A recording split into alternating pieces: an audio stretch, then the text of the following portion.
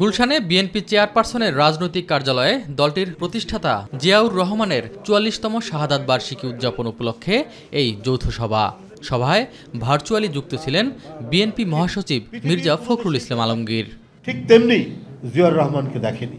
সভা শেষে সংবাদ সম্মেলনে জিয়াউর রহমানের মৃত্যুবার্ষিকীতে ৮ দিনের কর্মসূচি ঘোষণা করেন দলের সিনিয়র যুগ্ম মহাসচিব রুহুল কবির রিজভী।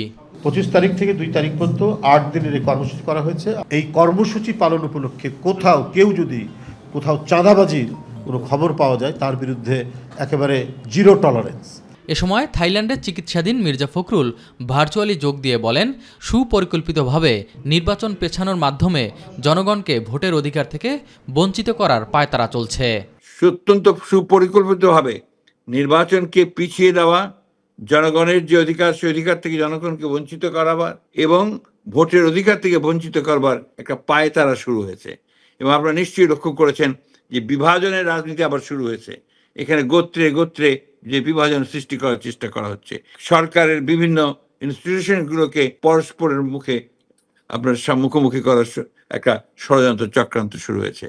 এদিকে জাতীয় প্রেস ক্লাবে এক আলোচনা সভায় বিএনপির স্থায়ী কমিটির সদস্য নজরুল ইসলাম খান জানান, কিছু দল রাজনৈতিক স্বার্থে সংস্কার বিচারের নামে নির্বাচন পিছানোর চেষ্টা করে গণতন্ত্রকে বাধাগ্রস্ত করছে। ফ্যাসিবাদী সরকারের যারা দোসর ছিল, যারা নেতৃত্ব দিয়েছে, যারা তাদের সাথে ছিল, তাদের সবার বিচার অবশ্যই করতে হবে, কিন্তু সেই বিচার শেষ না হওয়া পর্যন্ত নির্বাচন করা যাবে না। এই প্রশ্ন যারা তোলে তারা আসলে এই কথা বলে একটা জনপ্রিয় কথা আড়ালে নির্বাচনটাকে বিলম্বিত করতে চায়। এস এম আরিফ, মাই টিভি, ঢাকা।